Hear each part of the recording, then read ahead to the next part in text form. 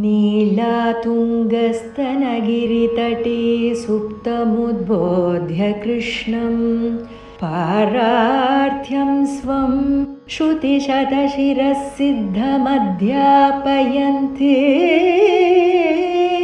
स्वोच्छिष्टायां सृजिनिगलितं या बलात्कृत्य भुङ्क्ते गोदा तस्यै नम इदमिदं भूय एवास्तु भूयः.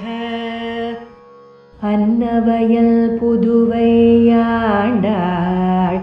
அரங்கற்கு பன்னு திருப்பாவை பல்பதியம்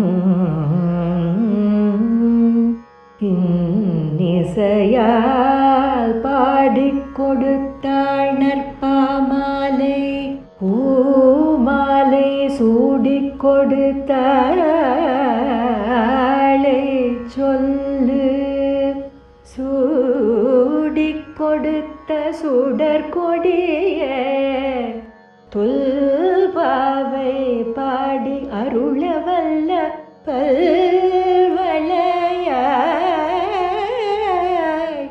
நாடி நீலே கடவர்க்கு வேங்கடவர்க்கு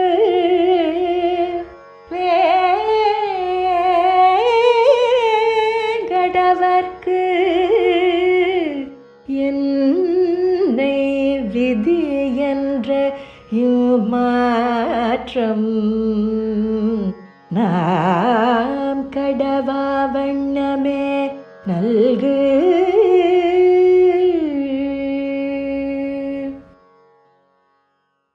ஸ்ரீமதே ராமானுஜாய நமः. ஸ்ரீமத் வரவரமுனையே நமः. ஸ்ரீ ஸ்ரீ ஸ்ரீனிவாச மகாகுரவே நமः. நீளாதுங்கஸ்தனகிரிதटी சுப்தமுத்போத்ய கிருஷ்ணம் பாரார்த்தியம் ஸ்வம் ஸ்ருதி சதசிரசித்தமத்யாபயந்தி ஸ்வோச்சிஷ்டாயாं சృజனிகலிதம் யா பலாத்கிருத்ய புங்க்தே கோதா தஸ்யை நம இதமிதம் பூய ஏவாஸ்து பூயः. அன்னவயல் புதுவையாண்டாள் அரங்கற்கு பன்னு திருப்பாவை பல்பதியம் இன்னிசையால் பாடிக் கொடுத்தாள் நற்பாமாலை பூமாலை சூடிக் கொடுத்தாளை சொல்லு சூடிக் கொடுத்த சுடற்கொடியே தொல்பாவை பாடி அருளவல்ல பல்வளையாய் நாடினே வேங்கடவர்க்கு என்னை விதி என்ற இம்மாற்றம் நாம் கடவா வண்ணமே நல்கு. ஸ்ரீமத் கிருஷ்ண சமாஹ்வாய நமோ யாமுனசூனவே யத்கடாக்ஷைகலக்ஷ்யாணாம் சுலப ஸ்ரீதர சதா. ஸ்ரீமத் வேதமார்க்க பிரதிஷ்டாபனாச்சாரியராய் உபய வேதாந்தாச்சாரியராய் நம்மிடையே வாழும் ராமானுஜராய் எழுந்தருளியிருக்கும் ஸ்ரீ ஸ்ரீ யதுகிரி யதிராஜ ஜீயர் சுவாமிகளுக்கு அவருடைய திருவடிகளுக்கு அடியேனுடைய பிரணாமங்களை முதற்கண் தெரிவித்துக் கொள்கிறேன்.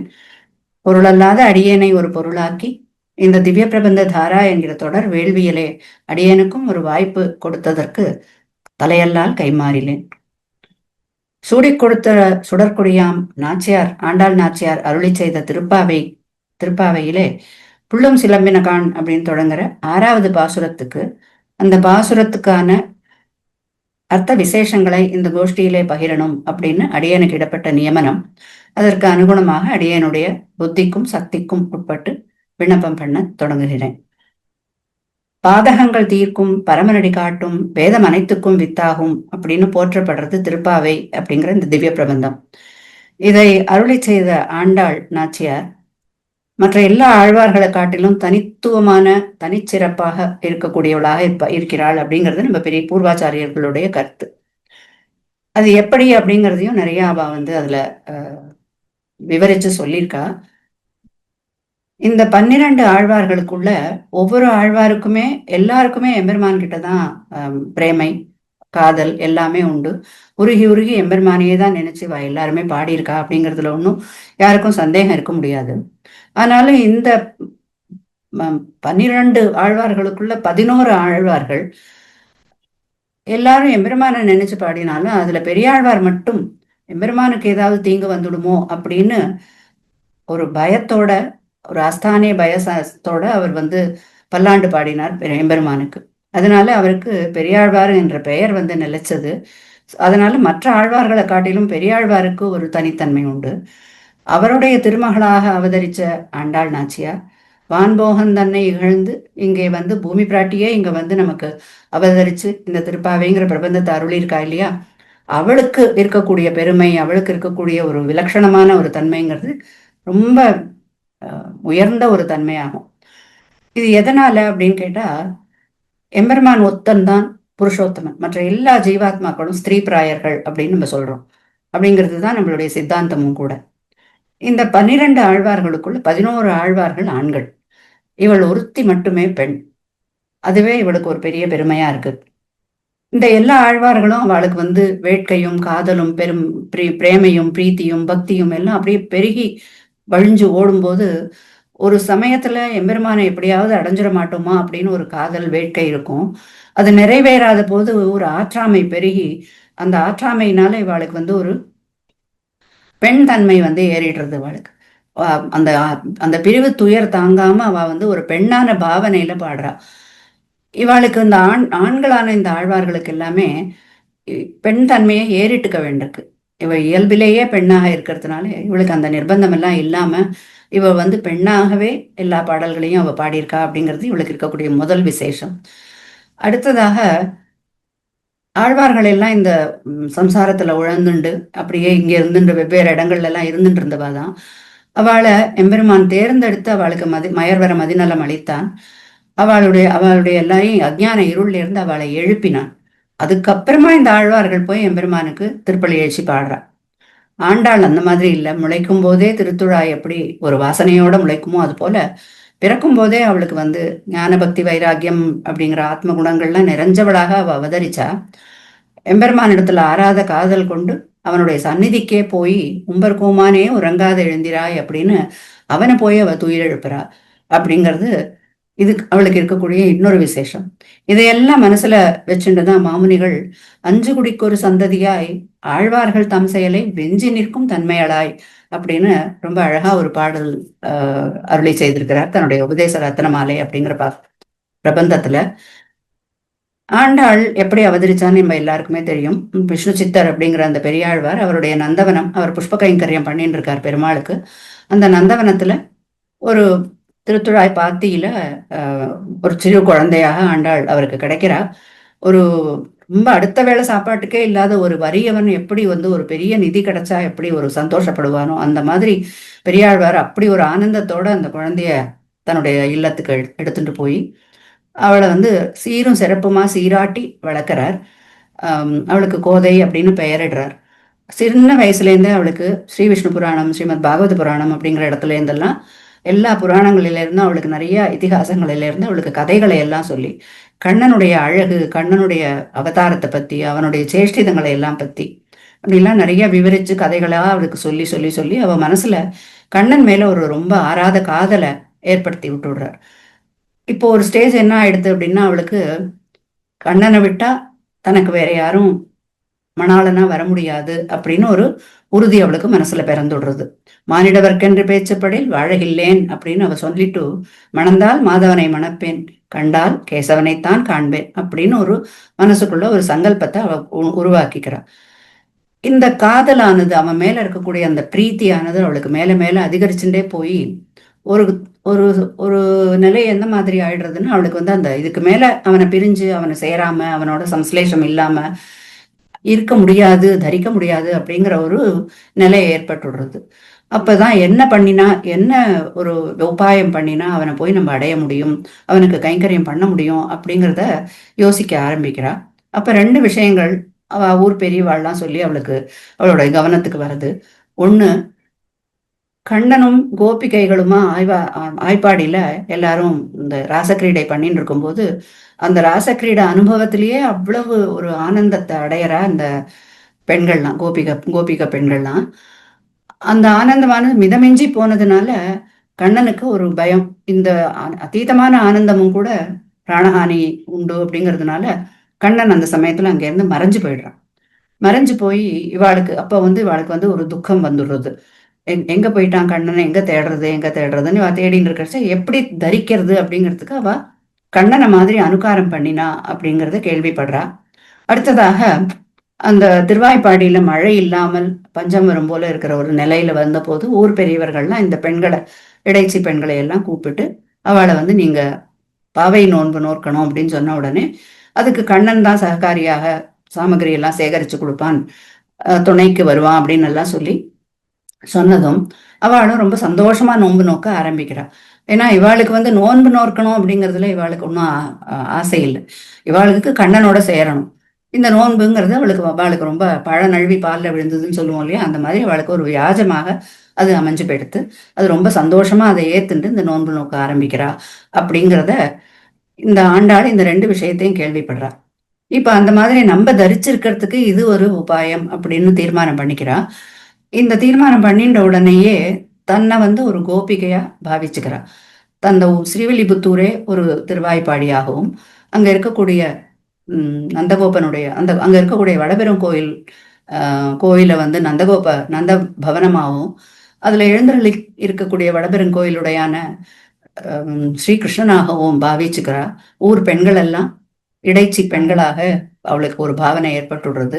அவ உடை நடை பாவனை எல்லாமே ஒரு இடைப்பெண்ணாகவே அவ வந்து இது சொல்றோம் இல்லையா, உடல் பொருள் ஆவி எல்லாம் அத்தனையிலையும் இடைப்பெண்ன்ற அந்த ஒரு பாவனையே வந்து மிதமிஞ்சி நிக்கிறது. இந்த பாவனையோட வெளிப்பாடாகத்தான் திருப்பாவை அப்படிங்கிற 30 பாடல்கள் கொண்ட இந்த திவ்ய பிரபந்தமானது பிறக்கிறது. இதுல முதல் 29 பாடல்களை பார்த்தோம்னா அவ இடைச்சி பாவனையில பாடியிருப்பா. அடுத்த கடைசி பாடல் மட்டும் தானான தன்மையில ஆண்டாள் தானே பாடின பாடல்.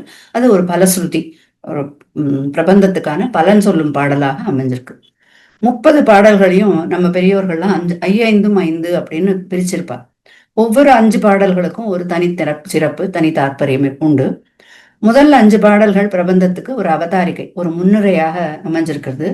முதல் பாடல்ல இடைச்சியான ஆண்டாள், இப்போ ஆண்டாள் திருமகள் ஆழ்வார் திருமகளார் அல்ல, அவ வந்து இடைச்சியாகவே இருக்கா.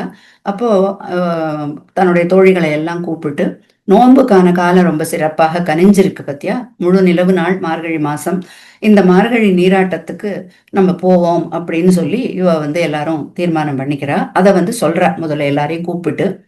2வது பாடல்ல இந்த மாதிரி நோன்பு அனுஷ்டிக்கணும், நம்ம அந்த மாதிரி பண்ணணும் அப்படின்னா நோன்பு நோக்கிறதுக்கு என்னென்னலாம் விரத முறைகள் இருக்கு, என்னென்ன செய்யலாம் என்னென்ன செய்யக்கூடாது அப்படிங்கறதெல்லாம் எடுத்து சொல்ற. 3வது பாடல்ல இந்த தேசத்துல நோன்பு நம்ம எங்க நோக்குறோமோ அந்த இடத்துல இருக்கக்கூடிய மக்களுக்கெல்லாம், பிரஜைகளுக்கெல்லாம் எல்லாருக்கும் நல்ல செல்வ செழிப்பு, நீங்காத செல்வம் வந்து வந்து சேரணும் அப்படின்னு வேண்டுறான். அப்படி ஒரு நீர் வளமும் நில வளமும் பால் வளமும் பெருகணும் அப்படின்னா அந்த இடத்துல நல்ல மழை பொழியணும் இல்லையா, அதுக்காக பர்ஜன்ய தேவதைய மழை பொழியும்படியாக வேண்டிக்கிறா. 5வது பாடல்ல ஆயர்குல அணிவிளக்காய் அவதரிச்ச கண்ணனை தூய மனசோட முக்கரணங்களாலேயே அவனை வழிபட்டோமானா நமக்கு அவனை போய்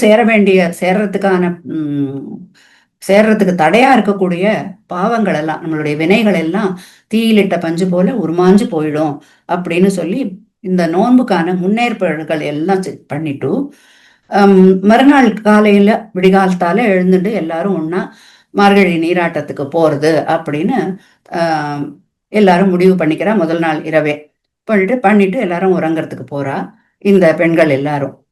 இங்க வந்து நமக்கு ஒரு சந்தேகம் வரும், மார்கழி நீராட்டம்ங்கிறது வந்து கிருஷ்ணானுபவமா அப்படின்னு கேட்டா ஆமாம். ஏன்னா மார்கழி நீராட்டம் அப்படிங்கிறதே போய் நம்மளை சுத்தப்படுத்திக்கிறது, புனிதப்படுத்திக்கிறது அப்படின்னா நீராட்டம் பண்றதுக்கான வந்து ஒரு தடாகமோ ஒரு குளமோ அதுல வந்து நிறைய தாமரை மலர்கள் இருக்கும். அது போல கண்ணனும் ஒரு தாமரையே, ஒரு நடமாடும் தாமரை தடாகம்னே சொல்லலாம். ஏன்னா அவனுடைய தாமரை இலை போன்ற அவனுடைய பசுமை நிற மேனி, அவனுடைய திருக்கண்கள், திருவடிகள், அவனுடைய கைகள் எல்லாமே தாமரையை ஒத்தது அப்படின்னு நிறைய பாடல்கள்ல எல்லா ஆழ்வார்களுமே நிறைய அனுபவிச்சிருக்கா. அடித்தளமும் தாமரையே, அங்கைகளும் பங்கயமே அப்படின்னு பாடல்கள்லாம் வந்து இவா எல்லாருக்குமே தாமரைய ஒரு உவமையாக கண்ணனுடைய அவயவங்களுக்கும் சரி, கண்ணனுடைய திருமேனிக்குமே நிறைய எப்போதுமே உவமை சொல்லிகிட்டே இருப்பா. அதனால மார்கழி நீராட்டத்தை கிருஷ்ணானுபவத்தோட, கிருஷ்ணனோட சேர்றது சம்ஸ்லேஷத்தோட நம்ம ஒப்பிடுறதுல ஒன்றும் குறையில்லை அப்படின்னு நம்ம எடுத்துக்கலாம். இனிமே 6வது பாடல்ல இருந்து, இப்ப 5 பாடல் வரைக்கும் பார்த்தோம் இல்லையா, இதுல 5 பாடல்ங்கிறது முதல்ல அவதாரிக்கை. இனிமே 6வது பாடல்ல இருந்து 15வது பாடல் வரைக்கும் 10 பாடல்கள் அமைஞ்சிருக்கு. இந்த 10 பாடல்கள்ல இந்த ஆய்ச்சியர்கள், அதாவது ஆண்டாள் தலைமையில இருக்கக்கூடிய இடைக்குல பெண்கள் எல்லாருமா கிளம்பி வந்து நீராட்டத்துக்கு போகணும். அதுக்கு ஒரு சில பேர் இவா எல்லாரும் எழுந்துட்டு இருக்கிறவா எல்லாரும் கண் முழிச்சு எழுந்துட்டு இருக்கிறவா எல்லாரும் இன்னும் ஒரு 10 பேர் உறங்கிட்டு இருக்காளே அவளை எழுப்பி அழைச்சிட்டு போகணும் அப்படிங்கிறதுக்காக இவா எல்லாரும் ஒன்னா சேர்ந்து போறா. இந்த 10 பெண்களை எழுப்புறதுக்காக சொல்ற பாடல்கள் தான் இந்த 10 பாடல்களும். இந்த பாடல்கள் எல்லாமே வீட்டிற்குள்ள உறங்கிட்டு இருக்கிற ஒரு பெண்ணுக்கும் வெளியில இவளை எழுப்புறதுக்காக வந்திருக்கிற இந்த பெண்களுக்கும் இடையே நடக்கிற ஒரு உரையாடல் மாதிரி இருக்கும்.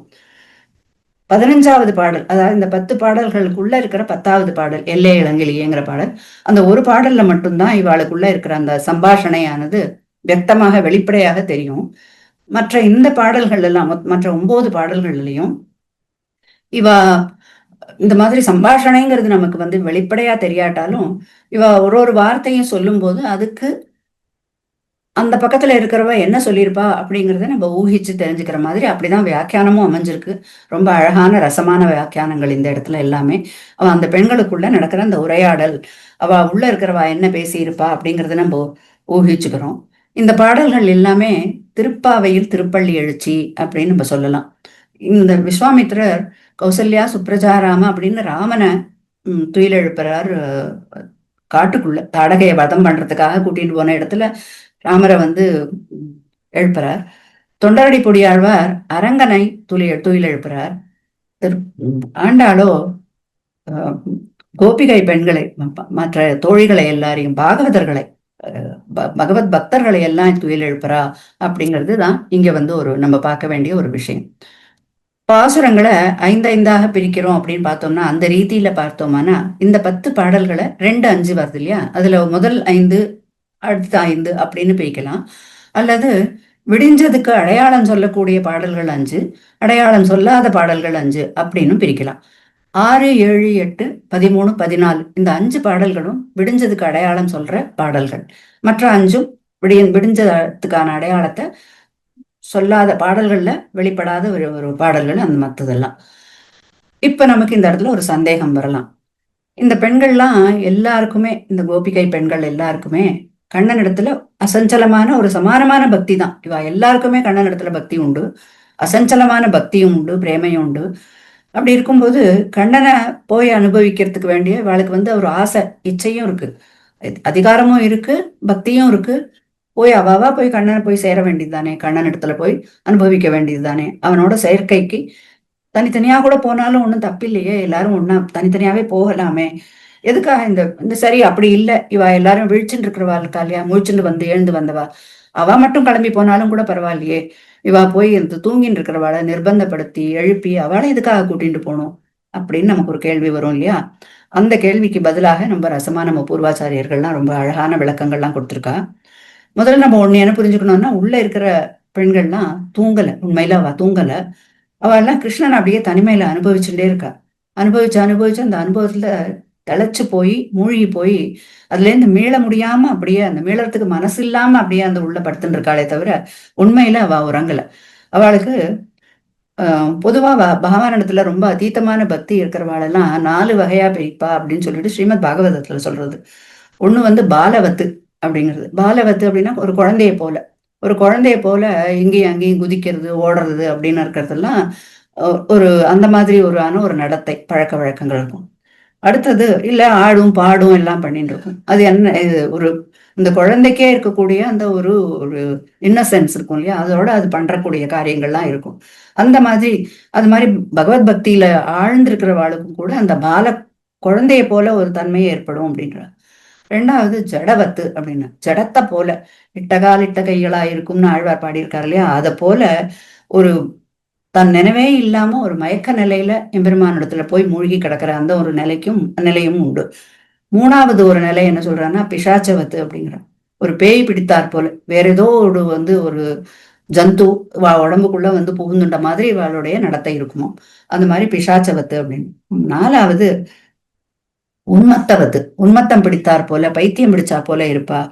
மகாகவி பாடினது போல உன்னை தழுவிடிலோ உன்மத்தம் ஆகுதடி அப்படின்னு மகாகவி பாரதியார் பாடினது போல அப்படி ஒரு அதீதமான ஒரு பக்தி ஏற்படும் போது அந்த பக்தியினால இவளுடைய நடத்தையானது வெவ்வேறு விதமா வெவ்வேறு நிலையில இருக்கும் அப்படின்னு சொல்லப்படுறது. ஆண்டாளும் தன்னுடைய பாசுரங்கள் எல்லாம் ஆஹ் எப்படி பாடுறா, பிள்ளாயின்னு கூப்பிடுறா, அப்புறம் வந்து பேய்ப்பெண்ணே அப்படின்னு கூப்பிடுறா, கோது கலமுடைய பாவாய் அப்படின்னு கூப்பிடுறா. இந்த மாதிரி எல்லாம் வெவ்வேறு விதமா அவளும் கூப்பிடுறா. இது ஒவ்வொரு பெண்ணும் ஒவ்வொரு நிலையில இருக்கக்கூடிய தன்மையை தான் அது அந்த இடத்துல காட்டுறது. இப்ப உள்ள இருப்பவர்கள்லாம் ஹம், ஒவ்வொரு நிலையில இருக்கா. வெளியில இருக்கிறவாள்லாம் என்ன, அவ மட்டும் எப்படி எழுந்து வந்தா, அவளுக்கு வந்து கிருஷ்ணனை அனுபவிக்கணுங்கிற அந்த துடிப்பு ரொம்ப அதிகமா இருக்கு. எல்லாருக்கும் அந்த துடிப்பு இருக்குதான். ஆனா வெளியில இருந்து வந்தவாளுக்கு, வீட்டுல இருந்து முழிச்சுட்டு இருக்கிறவாளுக்கெல்லாம் அந்த துடிப்பு ரொம்ப அதிகமா இருக்கு. எப்படா விடியும், எப்படா நம்ம வந்து கண்ணனை போய் சேருவோம் அப்படின்னு இவ காத்துட்டே இருக்கா. அதனால அது உறக்கமே பிடிக்காம அவள்லாம் எழுந்து வந்துடுறா. ரெண்டு பக்கத்துல உள்ளவாளுக்கும் ஒத்ததான ஒரு துறை தான் இருக்கு. அப்படி இரு அப்படி இருந்தா கூட, அப்படி இருக்கிற ஒத்தர் கூட கிருஷ்ணனுடைய அனுபவத்தை இழந்துடக்கூடாது அப்படிங்கிறது ஆண்டாளுடைய ஒரு கருணை உள்ளத்தினுடைய ஒரு வெளிப்பாடு அது. ஒவ்வொருத்தருமே கண்ணன் இடத்துல யாருக்கெல்லாம் பக்தி இருக்கோ, யாருக்கெல்லாம் ஆசை இருக்கோ, அவ எல்லாரும் அனுபவிக்கணும், கண்ணனை போய் அனுபவிக்கணும், எல்லாரும் ஒன்னா சேர்ந்து அனுபவிக்கணும் அப்படிங்கிறது தான் அவளுடைய எண்ணம். ஒருத்தர் கூட விடுபட்டு போயிடக்கூடாது, எல்லாரும் போந்தாரோ போந்தார் போந்த எண்ணிக்கொள் அப்படின்னு சொல்லிட்டு எண்ணி பார்த்து ஒவ்வொருத்தரையும் விடாம கூட்டிட்டு போகணும் அப்படிங்கிறது அவளுடைய எண்ணம். ஆண்டாள் இப்ப இடைச்சியா இருக்கக்கூடிய ஆண்டாளுடைய எண்ணம். இன்னொரு காரணம் என்னன்னா, ஆத்துல அப்படியே வெள்ளம் கரபுரண்டு ஓடுறது. அப்ப நம்ம அதுல தீர்த்தமாட போகணும் அப்படின்னாக்கா துணை இல்லாம எப்படி போக முடியும்? அந்த வெள்ளத்துல எந்த இடத்துல சுழல் இருக்கு, எங்க ஆழம் எவ்வளவு இருக்கு, இதெல்லாம் எதுவுமே நமக்கு தெரியாது. அதனால நம்ம துணை தேடிட்டு தான் போவோம். தனியாலாம் போனோம்னா மாட்டிண்டு ஆபத்துல போய் மாட்டிப்போம். இவாளுக்கும் அந்த மாதிரி ஒரு இது சாதாரண ஜலத்துக்கே நம்ம அப்படி சொல்லலாம்னா, கண்ணன்கிறவன் யாரு? அவன் அழகு வெள்ளம், அன்பு வெள்ளம், அருள் வெள்ளம், அவன் அப்படியே குணக்கடல்.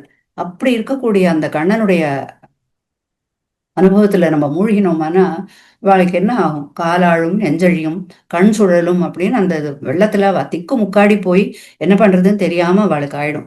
இந்த அனுபவம் வந்து ஆழ்வார்கள் எல்லாருக்குமே எம்பெருமான அனுபவிக்கிறதுன்னு வரும்போது இந்த அனுபவம் எல்லாருக்குமே ஏற்படுறது. அவ தங்களுடைய அந்த அன்புல அந்த காதல்ல அவளுக்கு வந்து ஒரு என்ன ஆகும்னே தெரியாம அப்படி ஆயிடுறது.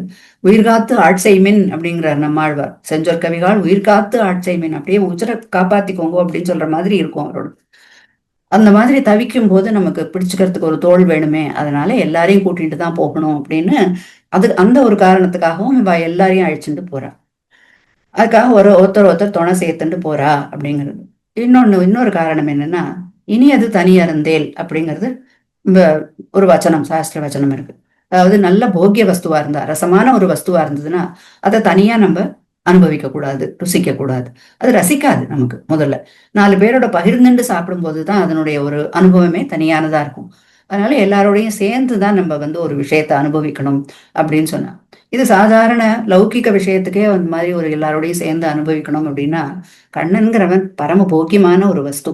அவனை போய் எப்படி தனியா அனுபவிக்க முடியும்? அவன் மதுராதிபதே அகிலம் மதுரம், அவன் முழுவதுமே இனிமையா வடிவானவனா இருக்கான்.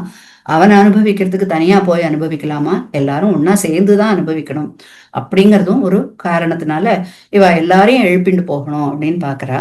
இது எல்லாத்துக்கும் மேல ரொம்ப முக்கியமான காரணம் என்ன அப்படின்னா, வேதம் வல்லார்களை கொண்டு விண்ணோர் பெருமான் திருப்பாதம் பணிந்து அப்படின்னு ஆழ்வார் சொன்னது போல ஆச்சாரியனையும் பிராட்டியையும் அடியார்களையும் முன்னிட்டு கொண்டு அவளை வந்து புருஷகாரமா பற்றிண்டு தான் நம்ம எம்பெருமான போய் சேரணும் அப்படிங்கிறது நம்முடைய சித்தாந்தம்.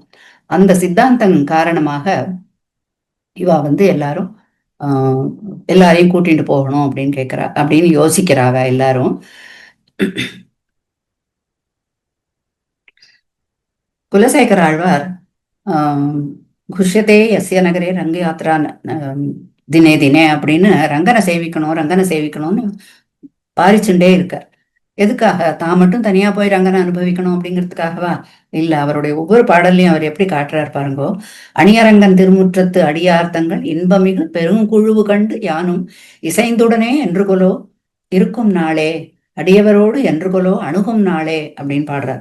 மெய்யடியார்கள் ஈட்டம் கண்டிட கூடுமேல் அது காணும் கண் பயனாவதே அப்படின்னு ஒவ்வொரு இடத்துலயும் அவர் வந்து எல்லாரையும் கூட்டிட்டு போய் அடியார்களோட போய் அரங்கனை சேவிக்கணும், அரங்கனை அனுபவிக்கணும் அப்படிங்கிறது தான் பரம புருஷார்த்தம் அப்படிங்கிறது தனக்கு நிர்ணயிச்சு அவர் வந்து அந்த பாடல்கள் எல்லாம் சொல்லிட்டு வர்றார்.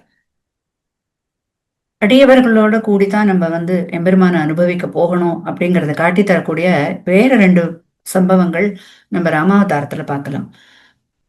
ராமன் சக்கரவர்த்தியோட ஆசைக்கு ஆணைக்கு ஏற்ப அவன் கிளம்பி வனவாசத்துக்கு போறான், பிராட்டியோடையும் இளைய பெருமாளோடையும். பரதன் கேக்கை நாட்டிலேருந்து அயோத்திக்கு திரும்பி வரான். வந்த உடனே அவனுக்கு ஒரு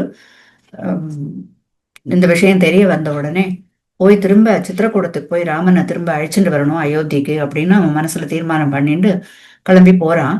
போகும்போது தன்னோட மந்திரிமார்களை எல்லாரையும், அயோத்தியில இருக்கக்கூடிய மக்களை எல்லாரையும், படையெல்லாமும் திரட்டிண்டு எல்லாரோடையும் சேர்ந்துதான் அவன் ராமனை பார்க்கறதுக்காக போறான் இங்கிருந்து.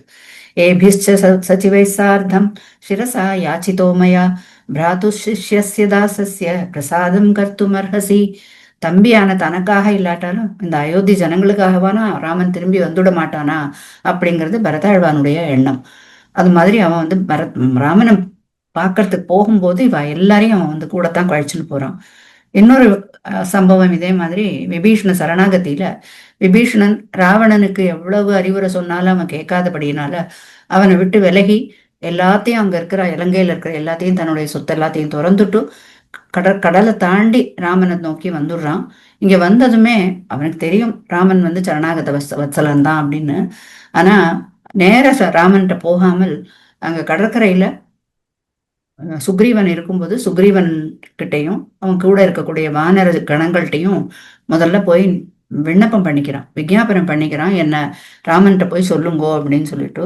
சர்வலோக சரண்யாய ராகவாய மகாத்மனே நிவேதேத மாம் க்ஷிப்ரம் அப்படின்னு தன்னை தான் வந்திருக்கிற விஷயத்த ராமன்கிட்ட தெரிவிங்கோ அப்படின்னு சொல்லி அவள்கிட்ட சொல்லி அவளை முன்னிட்டு அவளை கூட அழைச்சிட்டு போய் தான் ராமனை போய் அவன் அணுகிறான். இதே போல இதை வால்மீகி ராமாயணத்துல அவர் காட்டி கொடுக்குற மகர்ஷி காமிச்சு கொடுத்தது. இதே போல சுவாமி தேசிகனும் வரதராஜ பஞ்சாசத்துல ஒரு ஸ்லோகத்துல சம்ஸ்ருஜ்யதே யதிச்சதாச ஜனஸ்துவதீய சம்சாரேஷ பகவன் அபவர்க ஏவ அப்படின்னு, ஹே பகவன், உன்னுடைய அடியார்களோட நான் கூடியிருந்தேனானால் இந்த சம்சாரமே எனக்கு மோட்ச தேசமாகிடும் அப்படின்னு சுவாமி தேசிகன் தெரிவிக்கிறார் இந்த ஸ்லோகத்துல. இப்படி ரொம்ப உயர்ந்ததான ஒரு சாஸ்திரார்த்தம். அதை இந்த சரணாகதிக்கு ரொம்ப அவசியமான அந்த புருஷகாரத்துவமும் பாகவத சேஷத்துவம் தான் பகவத் சேஷத்துவத்துக்கான எல்ல நிலம் அப்படிங்கிறதையும், அதுதான் பரம புருஷார்த்தம் ஒரு பிரபன்னனுக்கு அப்படிங்கிறதையும் ஆண்டாள் இந்த பாசுரங்கள் எல்லாம் எடுத்து காமிச்சு தரா அப்படிங்கிறது நமக்கு தெரியும். இப்ப நம்ம அனுபவத்துக்கு விஷயமா இருக்கக்கூடியது 6வது பாடல், திருப்பாவையில 6வது பாடல். இந்த கோபியர்களை இந்த இடைச்சி பெண்களை எல்லாம் எழுப்புற பாடல்கள்ல முதல் பாடல் புள்ளும் சிலம்பின கான் அப்படின்னு ஆரம்பிக்கிறது. இந்த பாடல்ல பிள்ளாய் அப்படின்னு அழைக்கிறா ஆண்டாள், உள்ள படுத்துன்னு இருக்கிற அந்த பெண்ணை.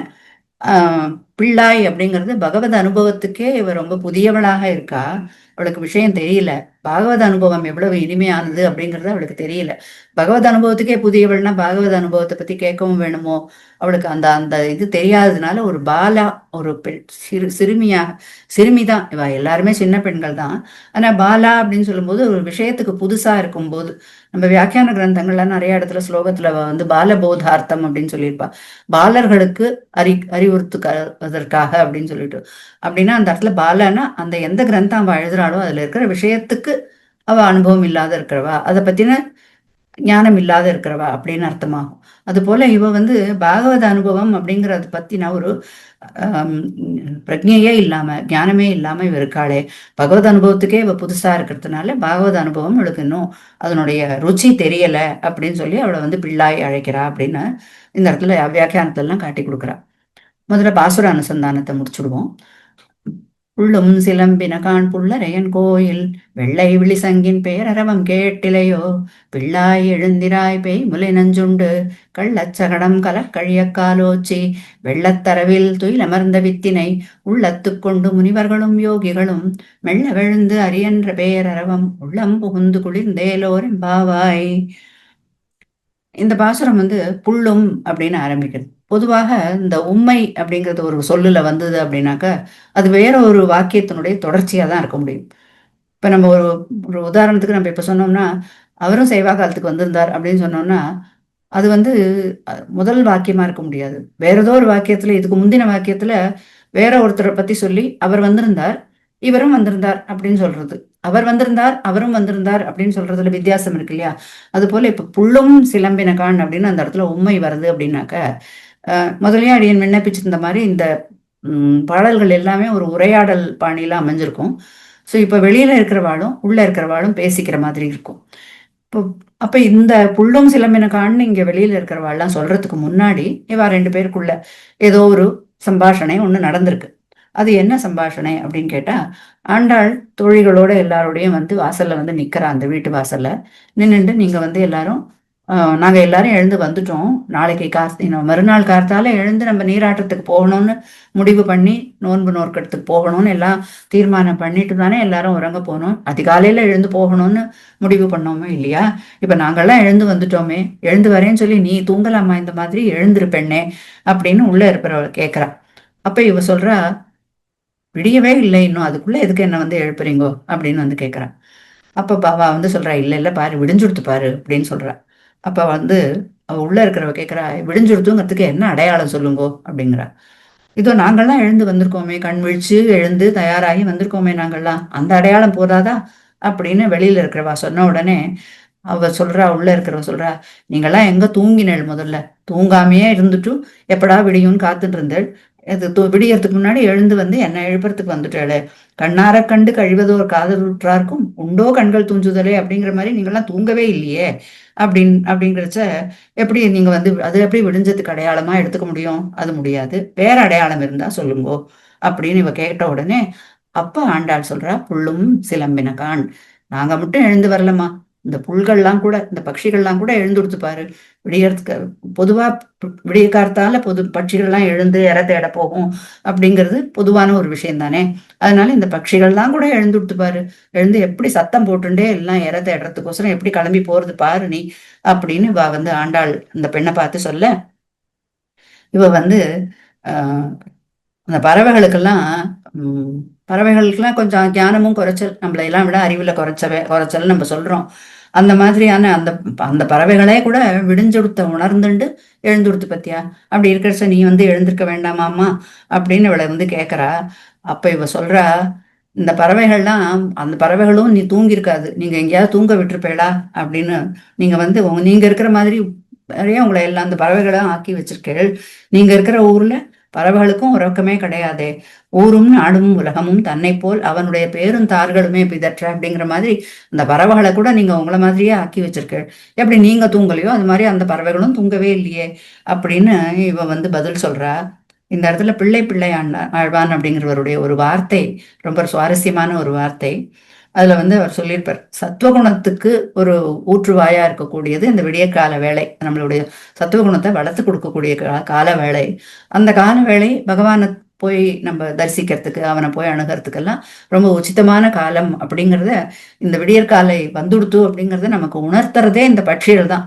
அதனால இந்த பட்சிகள் தான் நமக்கு உத்தேசியம், அதை விட நமக்கு வேற விரும்பக்கூடிய வேற எதுவுமே நமக்கு கிடையாது அப்படின்னு பிள்ளை பிள்ளை ஆழ்வான்கிறவர் சொல்லுவாராம். அதே மாதிரி இவ சொல்லும் அது இந்த இடத்துல வந்து ஆச்சான் பிள்ளை சொல்ற வார்த்தை, பிறந்த ஊரில் இவர்கள் ஆண்டாள் பிறந்த ஊர்ல பறவைகளுக்கு கூட உறக்கம் கிடையாது அப்படின்னு வந்து சொல்லுவாராம் அவர். அந்த இந்த இது எல்லாத்தையும் சொல்லி, இந்த மாதிரி இருக்கும்போது அந்த பறவைகள் எழுந்ததெல்லாம் ஒரு அடையாளமா எப்படி நான் வச்சுக்க முடியாது அப்படின்னு இவ சொல்லிடுறா. வேற ஏதாவது அடையாளம் இருந்தா சொல்லுங்க அப்படின்னு. இப்ப அடுத்த வரி ஆரம்பிக்கிறேன். புள்ளையரையன் கோயிலில் வெள்ளை விழிசங்கம் பேரரவன் கேட்கலையோ அப்படின்னு கேட்கிறா. இதை பாருமா, இங்க ஒரு கோவில் இருக்கு. இந்த கோவில் எந்த கோவில் தெரியுமோ? எந்த எம்பெருமானுடைய கோவில்? புள்ளரையன் அப்படிங்கிற அந்த எம்பெருமானுடைய அந்த ஒரு கோவில் இருக்கு. புல் அப்படின்னா கருடாழ்வான், பெரிய திருவடி. அவனுக்கு அரையனாக, அதாவது தலைவனாக இருக்கக்கூடிய சர்வேஸ்வரன் அவனுடைய கோவில். அந்த கோவில்ல எழுந்தருள் இருக்கிற அந்த எம்பெருமானுக்கு திருப்பள்ளி எழுச்சி பாடுறதுக்காக வந்து சங்க ஒலிக்கிறா பத்தியா, அந்த சங்கொலி உன் காதுல கேட்கலையா? சங்கநாதம் கேட்கலையா அவனுக்கு? அதனால நீ எழுந்திருக்க வேண்டாமாமா, எல்லாம் சர்வேஸ்வரன் எழுந்தருள் இருக்கக்கூடிய இந்த கோவில், அதுல வந்து நீ வந்து சங்கநாதம் அப்படி ஒலிக்கிறதே, அப்படி அந்த ஒலிக்கிற சத்தம் கேட்டு கூடவா நீ எழுந்திருக்காம படுத்துன்னு இருக்க அப்படின்னு இவ கேட்ட உடனே இப்ப நமக்கு ஒரு இன்னொரு சந்தேகம் வரும். திருவாய்ப்பாடியில எங்கேயாவது கோவில் இருக்குமா? கண்ணபிரானே இங்க வந்து பரமாத்மாவே இங்க வந்து அவதாரம் பண்ணியிருக்கான். இங்க இருக்கிறவா எல்லாரும் கண்ணனுடைய வந்து ஒரு கண்ணன் என்னும் கருந்தெய்வம்னு அவனுடைய வடிவழகுல, அவனுடைய லீலைகள்ல எல்லாம் அப்படியே ஆழ்ந்து போயிருக்கா. அப்படி இருக்கும்போது இந்த இடத்துல வந்து ஒரு இன்னொரு கோவில்னு ஒண்ணு தனியா இருக்குமா என்னன்னா, அதுக்கும் ஒரு முன்னோடி நம்ம ராமாவதாரத்துல பார்க்கலாம். அங்க வந்து ராமனுக்கு அடுத்த நாள் பட்டாபிஷேகம். அப்போ முதல் நாள் அவன் வந்து பெரிய பெருமாளை உபாசிக்கிறதுக்காக போறான். சகபத்னியா விசாலாட்சியா நாராயணம் உபாகமத்து அப்படின்னு வால்மீகி மகரிஷி சொல்றார். அந்த இடத்துல அவன் அந்த தன் ராமனா அவதரிச்ச காலத்திலையும் அவன் வந்து பெரிய பெருமாளை ஆசிரியக்கிறதுக்காக போறான் இல்லையா ராமன். அது போல இங்கேயும் ஒரு கிருஷ்ணாவதார காலத்திலயும் ஒரு கோவில், அந்த கோவில்ல ஒரு எம்பெருமான், அந்த கோவில்ல எம்பெருமானானவன் கருடனுக்கு தலைவன் அப்படின்னு ஆண்டாள் காட்டி கொடுக்குறா. இந்த கருடனுக்கு தலைவனா இருக்கக்கூடிய அந்த கோவில்ல அவனுக்கு திருப்பள்ளி எழுச்சிக்காக இவ எல்லாரும் சங்குலி எழுப்புறா. அந்த சங்கத்வனி கேட்டு நீ எழுந்திருக்க வேண்டாமா அப்படின்னு கேட்கிறா. எம்பெருமானுக்கு எத்தனையோ நிரூபக தர்மங்கள்லாம் இருக்கு. அவனை எம்பெருமானை பத்தி சொல்லணும் அப்படின்னா அவனுடைய குணங்களை எல்லாம் பத்தி நிறைய சொல்லலாம். சத்தியம் ஞானம் அனந்தம் பிரம்ம அப்படின்னு உபனிஷத்தெல்லாம் சொல்றது. அது தவிர ஸ்ரீயபதித்துவம் அவனுக்கு ஒரு அடையாளம், இப்படிலாம் நிறைய அடையாளங்கள்லாம் இருக்கும்போது இந்த இடத்துல புள்ளரையன் கோயில் அப்படின்னு புள்ளரையன்னு எம்பெருமானுக்கு திருவடியை இட்டு, பெரிய திருவடியை இட்டு அவனுக்கு வந்து ஒரு நிரூபிக்கிறதுக்கு என்ன காரணம் அப்படின்னு வியாக்கியாத்தாக்கள்லாம் ஒரு கேள்வியை கேட்டுண்டு அதுக்கு ஒரு அழகான ஒரு பதில் சொல்லியிருப்பா. எம்பெருமானுக்கு வந்து தன்னுடைய அடியவர்களை இட்டு தன்னை வந்து நிரூபிக்கிறது அப்படிங்கிறது அவனுக்கு ரொம்ப ஒரு உகந்த ஒரு விஷயமா இருக்கு. அவன் அடியவர்களுக்கு பரதந்திரனா இருக்கிற கூடியவன். அதனால அவனுக்கு பெரிய திருவடியை விட்டு அவனுக்கு வந்து சொன்னது அவனுக்கு ரொம்ப பிடிச்ச ஒரு விஷயம். அப்படிங்கிறதுனால ஆண்டாள் பெருமானுக்கு இது பிடிக்கும் அப்படிங்கிறதுனாலேயே கருடாழ்வான முன்னிட்டு அவனை வந்து அவனுக்கு ஒரு அடையாளத்தை எடுத்து காமிக்கிறான். புள்ளரையன் அப்படின்னு ஒன்று சொல்லும்போது இந்த இந்த இதுக்கும் ஒரு முன்னுதாரணம் நம்ம வந்து ராமாவதாரத்துல பார்க்கலாம். சீதா பிராட்டி அசோகவனத்துல ரொம்ப கஷ்டப்பட்டு இருக்கா, துன்பப்பட்டு இருக்கா, ராவணனால ஒரு துன்புறுத்தப்பட்டு இருக்கா. அப்ப மனசு ரொம்ப கிளேசப்படுறது, சஞ்சலப்படுறது. ராமன் இன்னும் வரக்கானுமே, வந்து தன்னை எப்ப மீட்டுட்டு போவான் அப்படின்னு நினைச்சுட்டு இருக்கும்போது ராமனையும் லக்ஷ்மணனையும் எல்லாம் அவ வந்து நினைச்சுக்கும் போது, ராமனை பத்தி நினைக்கும் போது லக்ஷ்மண பூர்வஜம் அப்படின்றா. லக்ஷ்மண பூர்வஜம் அப்படின்னு சொல்றா. என்னன்னா ராமன் லக்ஷ்மணனுக்கு தமையனா இருக்கக்கூடியவன் அப்படின்னு அவ வந்து சொல்றா. என்னன்னா அப்பவும் இளைய பெருமாளை இட்டு பெருமாளை நிரூபிக்கிறது தான் அங்க மகர்ஷிக்கும் அந்த இடத்துல எண்ணம். அது போல இது இங்கேயும் வந்து புள்ளரையன்னு ஒரு திருவடியை இட்டு, பெரிய திருவடியை இட்டு அவனுக்கு வந்து அடையாளம் சொல்லக்கூடிய ஒரு இடமா நம்ம இந்த இடத்த பார்க்கலாம். அது இல்லாமல் இன்னொரு காரணமும் என்ன இருக்குனாக்க, கருடன்ங்கிறது வந்து வேதமூர்த்தி. அவன் வந்து வேதமே சொரூபமா இருக்கக்கூடியவன். எம்பெருமான் வேதத்தினால பிரதிபாதிக்கப்படக்கூடியவன். அதனால இந்த வேதமூர்த்தியான கருடனை விட்டு அந்த வேதத்தினுடைய ஒரு இதுல இருக்கக்கூடிய எம்பெருமான், வேதத்தினால அறியப்படக்கூடிய அந்த எம்பெருமான எடுத்து காட்டுறது அப்படிங்கிறது ரொம்ப பொருத்தமான ஒரு விஷயம்தான் அப்படின்னு நம்ம எடுத்துக்கலாம். இப்ப அடுத்ததாக அந்த உள்ள இருக்கிற ஒரு கேள்வி கேட்கிறா. இந்த சங்கு வெளுப்புங்கிறதுலாம் சரி, சங்கோட வெளுப்புங்கிறது வந்து அது இயற்கையான ஒரு ஒண்ணுதானே. அது தனியா வெண் சங்கம்னு எல்லாம் தனியா சொல்ல வேண்டிய அவசியம் என்ன? இது ஒரு அவசியம் இல்லாத ஒரு அடைமொழியா இருக்கே அப்படின்னு சொல்லிட்டு அடுத்ததா விழிசங்கு அப்படின்னா விழித்த சங்கு, விழிக்கிற சங்கு, விழிக்க போகிற சங்கு அப்படின்னு 3 விதமா அது சொல்லலாம். அதனால எப்ப வேணா அந்த சங்கம் ஒலிக்கலாம் இல்லையா? இது வந்து ஒரு ஜாமத்துக்கு ஜாமம் ஒலிச்சுட்டே இருக்கக்கூடியது. அது இது ஒலிச்சதுனால விடிஞ்சதுன்னு எப்படி நம்ம எடுத்துக்க முடியும்? அதனால இந்த விழிசங்கம் கேட்டதுனால எல்லாம் வந்து நான் ஒத்துக்க முடியாது அடையாளமா அப்படின்னு அவ கேட்கிறா. அவ தவிர பேரரவம்னு வேற சொல்றேன் நீங்க. அப்படி பேரரவமா இருந்தா உங்களுக்கு கேட்ட மாதிரி எனக்கும் கேட்டிருக்கணும் இல்லையா? அப்படி ஒண்ணு எனக்கு கேட்டதா தெரியலையே. அதனால அதுவும் வந்து ஒத்துக்க முடியாது அப்படின்னு இந்த உள்ள இருக்கிற பெண் எழுந்து வராம இருக்கிறதுக்கு எவ்வளவோ விஷயங்களை எடுத்து எடுத்து சொல்லிட்டே வரா. இந்த இடத்துல பேரரவம் அப்படிங்கிறதுக்கும் நம்ம வாக்கியாத்தாக்கள் ஒரு அழகான ஒரு இதை நிகழ்ச்சியை எடுத்து காமிக்கிறார் ராமாவதாரத்துல இருந்து. ராமலக்ஷ்மணர்கள் சீதா பிராட்டி ராவணன் கவர்ந்துட்டு போயிடுறான். இவ அவளை தேடிண்டு வரா. வந்த இடத்துல வாலியை கொன்று சுக்ரீவனுக்கு அவனுடைய ராஜ்யத்தை கொடுத்து இப்ப சுக்ரீவனுடைய முறை வந்து ராமனுக்கு ஒத்தாசை பண்ண வேண்டியது. அப்ப அந்த சமயத்துல மழை காலம் வந்ததுனால சுக்ரீவனை நீ போய் இரு, உன்னோட மாளிகையில அரண்மனையில இரு, மழை காலம் முடிஞ்ச உடனே நம்ம சீத்தையை தேடுறதுக்கு போகலாம்னு ராமன் சொல்லியிருக்கான். சுக்ரீவனும் சரிதான்ட்டு கிளம்பி அரண்மனைக்கே போயிடுறான். அங்க போய் தாரையோட ரொம்ப உல்லாசமாக நாளை கழிச்சுன்னு இருக்கான்.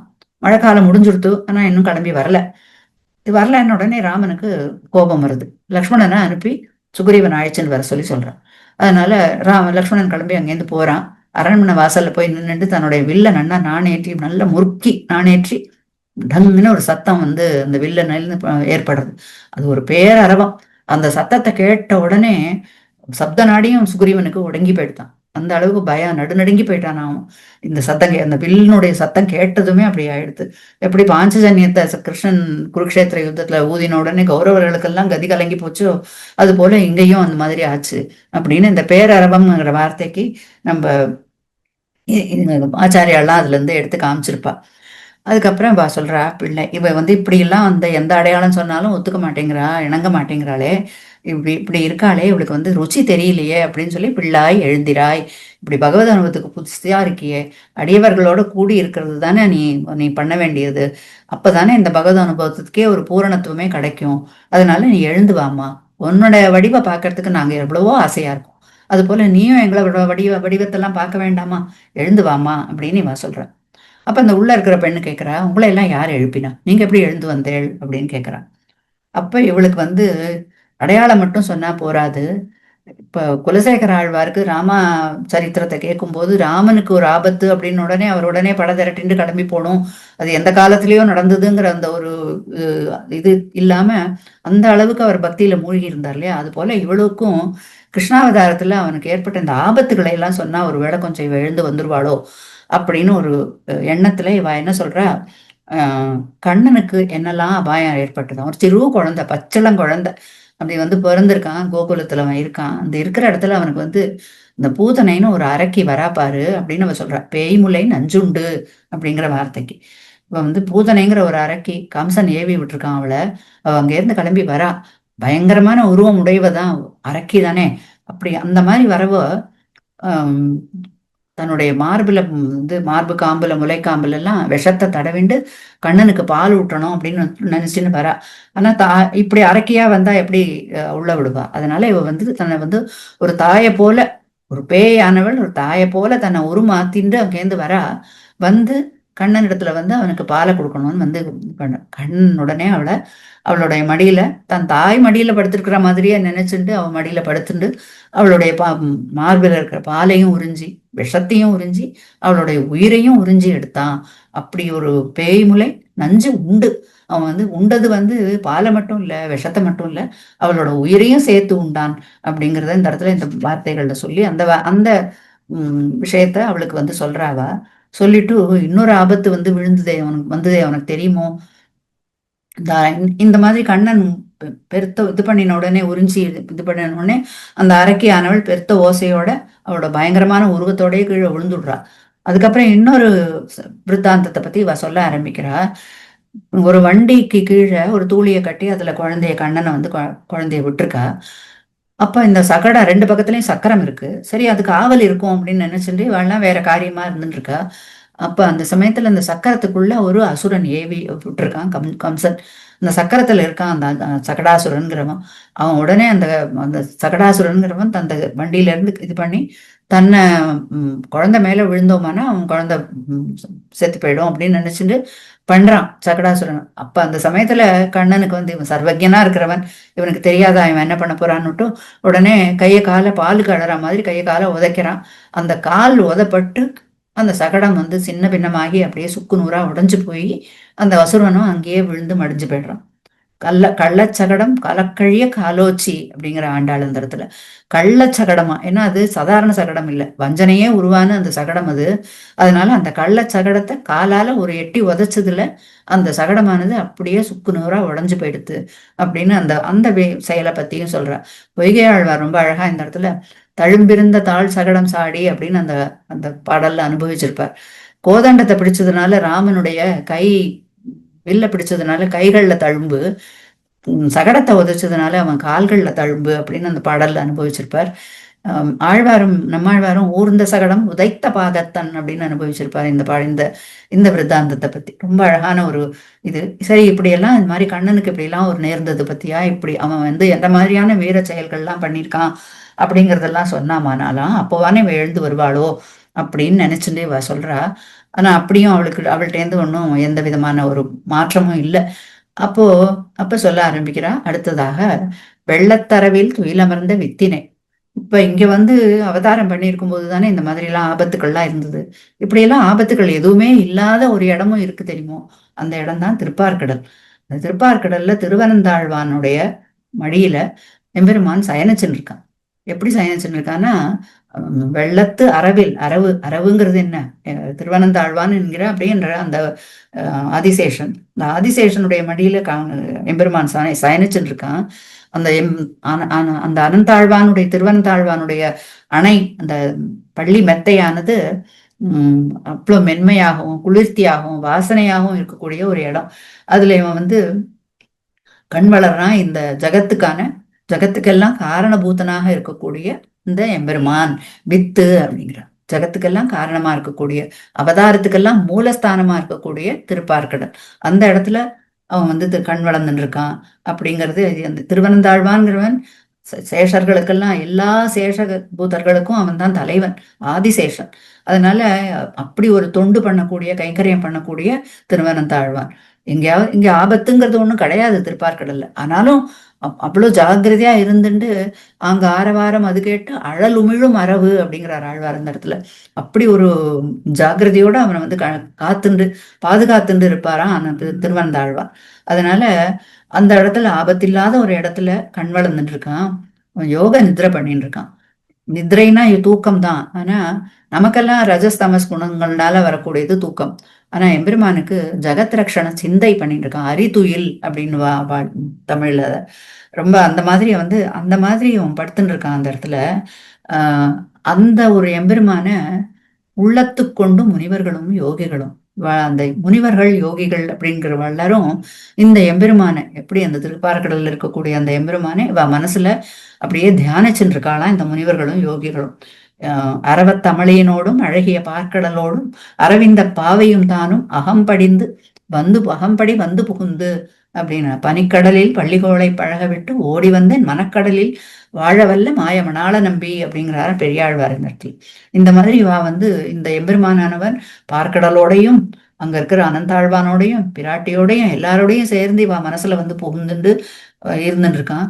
அந்த மாதிரியான அந்த பகவானுடைய குணங்களை எல்லாம் தியானிச்சுட்டே இருக்கிறவாள்லாம் முனிவர்களும் யோகிகளும்.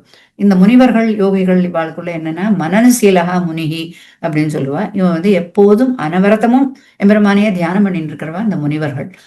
அவனுடைய குணங்கள்ல ஈடுபட்டு இருக்கிறவா, ஆழ்ந்துட்டு இருக்கிறவா. யோகிகள்ங்கிறவா கைங்கரிய நிஷ்டர்கள், கைங்கரியமே கருத்தா இருக்கிறவா, யோகாபியாசம் பண்ணிட்டு எம்பெருமானுக்கு கைங்கரியத்துல தொண்டு புரியணும் அப்படிங்கிறதுலயே அவளுக்கு வந்து ஊற்றம் இருக்கிறவா வாழ்ந்தார். இது எப்படின்னா பரதாழ்வானையும் லக்ஷ்மணனையும் போல. பரதாழ்வான் எம்பெருமானையே சிந்தனை பண்ணிட்டு அவனை விட்டு விலகிதான் இருந்தான். அவன் எப்ப திரும்பி வருவான்னு காத்துட்டு இருந்தான். எம்பெருமானுடைய குணங்களையும் அவனுடைய எம்பெருமானையே மனசுல நினைச்சுண்டு. இளையாழ்வார் தன் எம்பெருமானோட கூடவே இருந்து தானி சேவகம்னு சொல்லக்கூடிய எல்லா தொண்டுகளையும் இளையாழ்வான் பண்ணிட்டு இருந்தான். அது போல இந்த பரதாழ்வானையும் லக்ஷ்மணனையும் போல இந்த முனிவர்களும் யோகிகளும் அப்படின்னு சொல்லணும். உள்ள உறங்குகிறவள்லாம் முனிவர்கள் போலவும், வெளியே வந்து இவா எழுப்புறா இல்லையா, இவாள்லாம் யோகிகள் போலவும் அப்படின்னும் ஒரு நிர்வாகம் சொல்லலாம். பரமபதத்துல கூட இந்த 2 வகையான பக்தர்கள் உண்டு. வைகுந்தத்து அமரரும் முனிவரும் அப்படின்னு பரமபதத்துல கூட இந்த 2 வகையான இவாளும் இருக்கா. இவா வந்து என்ன பண்றா, இந்த உள்ளத்துல வெள்ளத்தரவில் துயிலமர்ந்த வித்தினை உள்ளத்து கொண்டு முனிவர்களும் யோகிகளும் மெல்ல மெதுவா எழுந்திருக்கிறாளாம். எழுந்துண்டு எதுக்காக மெதுவா எழுந்திருக்கிறான்னா, இந்த ஹிருதயத்துல இருக்கக்கூடிய அந்த எம்பெருமானுக்கு எதுவும் ஹானி வந்துடக்கூடாது, தீங்கு வந்துடக்கூடாது அப்படிங்கிற எண்ணத்தோட, ஒரு கர்ப்பிணி பெண்ணு எப்படி தன் வயத்துல இருக்கிற சிசுவுக்கு எதுவும் ஆகக்கூடாதுன்னு நினைச்சு எழுந்திருப்பாளோ அது போல இவாளும் மெதுவா மெல்ல எழுந்து அப்படின்னு எழுந்திருக்காளாம். அவ வந்து பிரகலாத ஆழ்வான் ஹிரண்யகசிப்பு அவன் வந்து மலையிலிருந்து உருட்டி விட சொல்லி ஆணையிட்டு விடுறான். அந்த மாதிரி பண்ணும்போது திருமார்பில் பிரகலாதாழ்வான் மார்பில கையை வச்சுட்டு அந்த ஹிருதயத்துல இருக்கக்கூடிய எம்பெருமானுக்கு ஒரு தீங்கும் ஏற்படாம இருக்கணும்னு பிரார்த்திச்சுட்டே அந்த தண்டனையே ஏத்துண்டான் அப்படின்னு. தனக்கு எதுவும் ஆபத்து வரும்னு நம்ம நினைக்கல. ஏன்னா தன்னை பகவான் காப்பாத்திடுவான்னு தெரியும். அந்த பகவானுக்கு ஒன்றும் ஆகக்கூடாது அப்படின்னு நினைச்சுட்டான். அது போல இவனுக்கு வந்து இவாளுக்கு மெல்ல விழுந்து அப்படின்னு அந்த ஹிருதயத்துல இருக்கக்கூடிய பகவானுக்கு ஒன்றும் தீங்கு வராம இருக்கணும் அப்படிங்கிறதுக்காக மெல்ல எழுந்திருக்கிறாளாம். அரி என்ற பேரரவம் அப்படின்னு, அது அரி என்ற பேரரவம் கேட்டிலையோ அப்படின்னா, அந்த பிராமே முகூர்த்தே உத்தாய ஹரிம் பஷ்யேத்து அப்படின்னு வசனம் இருக்கு. அது போல எழுந்ததுமே விடிகார்த்தால பிரம்ம முகூர்த்தத்துல எழுந்திருந்து ஹரி ஹரி ஹரி ஹரின்னு நம்ம ஹரியினுடைய பெயரை எப்போதும் சொல்லிகிட்டே இருக்கணும். ஹரியினுடைய பெயரை சொல்லணும், நாமத்தை சொல்லணும் அப்படின்னு சொல்லி ஹரிநாம சங்கீர்த்தனத்தை கேட்டு அவ சொல்ற அந்த பேரரவம் எங்களோட செவி வழியாக எங்களுடைய மனசுக்குள்ள புகுந்து, எங்க நெஞ்சுக்குள்ள புகுந்து எங்களை அப்படி குளிர்விக்கிறது, ஆனந்திப்பிக்கிறது. அந்த மாதிரி ஒரு ஆனந்தத்தை நீ அனுபவிக்க வேண்டாமா? எழுந்து எங்களோட சேர்ந்துக்கோ. இந்த இவாளுடைய அந்த ஹரிங்கிற அந்த பேரரவம்ங்கிறது இந்த இடத்துல அவ சொல்ற அந்த சத்தமாக சொல்லக்கூடிய ஹரிநாம சங்கீர்த்தனமும் எடுத்துக்கலாம். அல்லது பேரரவம் அப்படின்னா பேர்னா நாமம்னு எடுத்துட்டாக்க அந்த நாமத்தை சொல்லக்கூடிய ஒலி, அந்த ஒலியை கேட்டு கேட்டு அந்த ஒலியானது எங்க நெஞ்சுக்குள்ள புகுந்து செவி வழியே புகுந்து எங்களை அப்படி ஒரு ஆனந்தப்படுத்தியது. அதனால நீயும் அந்த ஆனந்தத்தை அனுபவிக்கணும், எழுந்து வாமா அப்படின்னு சொல்லி அவளை கூப்பிடுறாங்க எல்லாரும். அந்த மாதிரி எழுந்து வந்தவுடனே அந்த மாதிரி எழுப்பின பெண்ணையும் சேர்த்துண்டு இப்ப அடுத்த திருமாளிகைக்கு இவ கிளம்பி ஆண்டாளும் இந்த மற்ற தோழிகளுமா எல்லாரும் இடைப்பெண்கள் இவ எல்லாருமே இந்த பாடல்கள் எல்லாம் இவ தங்களை இடைப்பெண்களாகவே பாவிச்சுட்டு இருக்கிற இந்த பெண்கள் எல்லாரும் இவ கிளம்பி அடுத்த இதுக்கு போறா. அதுதான் இந்த பாசுரத்தினுடைய ஒரு சுருக்கமான ஒரு அர்த்தம். எம்பெருமானுக்கு 5 நிலைகள் உள்ளன அப்படிங்கிறது நம்ம எல்லாருக்கும் சாஸ்திரத்திலையும் சொல்லப்பட்டிருக்கு. பரமபதத்துல திருமாமணி மண்டபத்துல பூமி நீலா சமேதராக திருவனந்தாழ்வான் மீது நித்திய சூரியர்கள்லாம் புடைசூழ அமர்ந்திருக்கக்கூடிய நிலை பரமபதநாதன் அப்படிங்கிற அந்த நிலை, அது முதல் நிலை. அடுத்ததாக பக்தர்களுடைய கூப்பாடு கேட்கிற இடமான திருப்பார்கடல், அது வியூக நிலை அப்படின்னு சொல்லப்படுறது. அதுல யோக நித்துரை புரிஞ்சுட்டு அனந்தாழ்வான் மேல திருவனந்தாழ்வான் மேல சயனிச்சென்றிருக்கான் எம்பெருமான். அது வியூகம். சாது பரித்ராணத்துக்கும் துஷ்ட நிகிரகத்துக்குமாக நரசிம்ம கிருஷ்ண ராம அவதாரங்களை எல்லாம் பண்றான் இல்லையா, அது விபவ அவதாரம். எல்லாருக்குள்ளேயும் உள்நுழைஞ்சு எல்லாரையும் நியமிக்கிற அந்த ஒரு அந்தர்யாமி நிலை 4வது நிலை. நமக்கு காலத்தாலோ தேசத்தாலோ விலகி நிற்காமல் நாம எப்போதும் காணும்படியா இருக்கக்கூடிய அர்ச்சாவதாரம் 5வது நிலை. திருப்பாவையில இந்த முதல் 5 பாட்டுல இந்த 5 நிலைகளை சொல்றது அப்படின்னு நிர்வாகம் இருக்கு அப்படின்னு நம்ம பெரியவாள்லாம் சொல்லியிருக்கா. ஆனா இப்ப இந்த பாடல்ல பார்த்தோம்னா புள்ளும் சிலம்பினகான இந்த பாடல இந்த ஒரு பாடல்லையே இந்த 5 நிலைகளையும் ஆண்டாள் எடுத்துக்க அழகா காமிச்சிருக்கா அப்படிங்கறத நம்ம பார்க்கலாம். புள்ளரையன் கோயில் அப்படிங்கிறச்சு அது அர்ச்சாவதாரத்தை சொல்றது. வெள்ளத்தரவில் துயிலமர்ந்த அப்படின்னு சொல்றச்சு அது வியூகத்தை சொல்றது. பேய்முலை நஞ்சுண்டு கள்ளச்சகடம் கலக்கழிய காலோச்சி அதெல்லாம் சொல்லும்போது அது விபவாவதாரம் கிருஷ்ணாவதாரத்தை சொல்றது. உள்ளத்துக்கொண்டு முனிவர்களும் யோகிகளும் அப்படின்னு சொல்றச்ச அது அந்தர்யாமி நிலையையும், பித்தினை அப்படின்னு சொல்றச்ச அவன் ஒரு சர்வ ஜகத்துக்கும் காரணபூதமானவன் அப்படிங்கிற பரமநாதனை சொல்றது அப்படின்னு எடுத்துக்கலாம். யதோவா இமானி பூதானி ஜாயந்தே அப்படின்னும் சன்மூலா சௌமிய இமா சர்வா பிரஜாகா அப்படின்னு சொல்ற உபனிஷத் வாக்கியங்களுக்கு ஏற்ப இவன் சர்வ ஜகத்துக்கும் இவன் காரணம், இவனுக்கென்று ஒரு தனி காரணம் கிடையாது அப்படிங்கறத சொல்ற மாதிரியான பரமாத்மா பரபிரம்மத்தினுடைய நிலை இந்த நிலை. அதை வித்தினை அப்படிங்கிற அந்த சொல் காட்டி தருது அப்படின்னு இந்த 5 நிலைகளும் இந்த ஒரு பாடல்லையே ஆண்டாள் நமக்கு எடுத்து காமிச்சிருக்கா அப்படிங்கிறது இதுல ஒரு விசேஷம். இந்த பாடல்ல 30 பாட்டு இருக்கக்கூடிய இந்த திருப்பாவை அப்படிங்கிறது வேதமனைத்துக்கும் வித்து அப்படின்னு பெரியவாள்லாம் சொல்லியிருக்கா. பல வியாக்கியானங்கள் இதுக்கு சுவாபதேசங்கள் எல்லாம் இருக்கு. இதனுடைய உள்ளுரை பொருள் சொல்லக்கூடிய சுவாபதேசம் சொல்லக்கூடிய உள்ளுரை பொருள் சொல்லக்கூடிய வியாக்கியானங்களும் இருக்கு. அந்த வியாக்கியானங்களுக்குள்ள இருக்கக்கூடிய ஆழ் பொருள்களை எல்லாம் நம்ம தெரிஞ்சுக்கணும் அப்படின்னா அதுக்கு நம்ம ஒரு ஆச்சாரியனை அடிபணிஞ்சு காலக்ஷேப முகத்தாலதான் நம்ம தெரிஞ்சுக்க முடியும். ஆனா இந்த பாடல்கள் குழந்தைகள் கூட கத்துண்டு அனுசந்தானம் பண்ணக்கூடிய அளவுக்கு அவ்வளோ ஒரு எளிமையான சொற்களோட எளிமையான ஒரு வார்த்தைகளோட இருக்கக்கூடிய அந்த பாடல்கள். அதே சமயத்துல அந்த பாடல்கள்ல ஒரு ஆழ்ந்த தத்துவார்த்தங்கள் சாஸ்திரார்த்தங்களை எல்லாம் அப்படி சுருக்கி ஒரு விதைக்குள்ள எப்படி ஒரு பெரிய விருட்சமே இருக்குமோ அது போல அத்தனை விஷயங்களையும் அந்த ஒரு 30 பாட்டுக்குள்ளே அடக்கி இருக்கிற அந்த ஒரு சாமர்த்தியம், இதையெல்லாம் நம்ம நினைச்சு பார்த்தோம்னா எப்படி இப்படி ஒரு 5 வயசு அப்படின்னு நம்ம பெரியவாள்லாம் சொல்றா ஆண்டாளுக்கு. இந்த 5 வயசு குழந்தைக்கு எப்படி இப்படி எல்லாம் ஒரு பூமி பிராட்டி அப்படிங்கிறதுனாலையும் பகவானுடைய அனுகிரகத்தினாலையும் தான் இது நடந்திருக்க முடியும் அப்படின்றதுதான் தேர்றது. சுருக்கமா சொன்னா இதுல முதல் 5 பாட்டுல ஒரு பிரபன்னன் என்னெல்லாம் அனுஷ்டிக்கணும், என்னென்ன கர்மங்களை எல்லாம் அனுஷ்டிக்கணும் அப்படின்னு சொல்லி எம்பெருமானுடைய திருநாமத்தினுடைய வைபவத்தையும் தான் முதல்ல 5 பாட்டுல சொல்றது. அடுத்த இந்த 10 பாடல்கள்ல வரும்போது சரணாகதனுக்கு திருநாம சங்கீர்த்தனம் தான் பொதுபோக்கா இருக்கும் அப்படிங்கிறதுனால அந்த திருநாம சங்கீர்த்தனத்துக்கு உச்சிதமான யாரு ஏற்றவர்களான இந்த அதிகாரிகளை எல்லாரையும் எழுப்பி ஆண்டாள் அவளை எல்லாம் அழைச்சது நாம சங்கீர்த்தனம் பண்ணணும் அப்படிங்கிறதுக்காகவே சொல்ற மாதிரி இருக்கும் இந்த அடுத்த 10 பாடல்கள். ஆண்டாளே ஒவ்வொரு பாடல்லையும் பரமனடி பாடி உத்தமன் பெயர் பாடி கேசவனை பாடவும் முகில்வண்ணன் பெயர் பாட மனத்துக்கு இனியானை பாட கீர்த்திமை பாடி பங்கையக்கண்ணனை பாடு அப்படின்னு ஒரு இதுலயும் சொல்லிண்டே வந்துட்டு இருப்பாவு. திருநாமத்தினுடைய வைபவத்தையும் திருநாம சங்கீர்த்தனத்தினுடைய மகிமையையும் எடுத்து காட்டுறது இந்த 10 பாடல்கள்லாம். நாம சங்கீர்த்தனம் பண்ணும்போது நாம அவன் குணங்களையும் சேர்த்துதான் அனுசந்தானம் பண்றோம். யானி நாமானி கவுனானி அப்படிங்கிறது விஷ்ணு சஹஸ்ரநாமத்துல இருக்கக்கூடிய வார்த்தைகள்.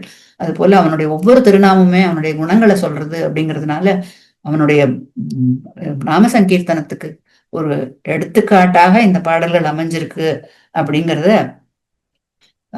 நமக்கு தெரியறது. இதுல திருநாம சங்கீர்த்தனத்துல நம்ம எல்லாரையும் இழியும்படி தூண்டற இந்த பாடல்கள். அந்த தூண்டின அந்த கோதை பிராட்டி, அந்த கோதை பிராட்டியினுடைய வாழி திருநாமத்தை சொல்லிண்டு அடியேன் என்னுடைய இந்த உரையை நிறைவு பண்ணிக்கிறேன். குற்றம் குறைகளை பொறுத்தருள பிரார்த்திச்சுக்கிறேன். திருவாடிப்பூரத்தில் செக துதித்தாள் வாழியே, திருப்பாவை 30 செப்பினாள் வாழியே, பெரியாழ்வார் பெற்றெடுத்த பெண் பிள்ளை வாழியே, பெரும்பூதூர் மாமுனிக்கு பின்னானாள் வாழியே, 143 உரைத்தாள் வாழியே, உயரரங்கற்கே கண்ணி உகந்தளித்தாள் வாழியே, மறுவாரும் திருமல்லி வளநாடு வாழியே, வன் புதுவை நகர் கோதை மலர்பதங்கள் வாழியே.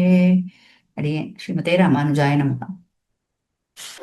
பற்பமெனத்திகள் பைங்கழலும் தன் பல்லவமே விரலும், பற்பமென திகழ் பைங்கழலும் தன் பல்லவமே விரலும், பாவனமாகிய பைந்துவராடை பதிந்த மருங்கழகோ, பாவனமாகிய பைந்துவராடை பதிந்த மருங்கழகும், முப்புரி நூலோடு முன்கையில் ஏந்திய முக்கோல் தன்னழகும், எப்பொழுதும் யதிராசன் வடிவழகு என் இதயத்துள்ளதால், இல்லை எனக்கெதிர் இல்லை எனக்கெதிர் இல்லை எனக்கெதிரே, இல்லை எனக்கெதிர் இல்லை எனக்கெதிர் இல்லை எனக்கெதிரே, இல்லை எனக்கெதிரே இல்லை எனக்கெதிரே இல்லை எனக்கெதிரே.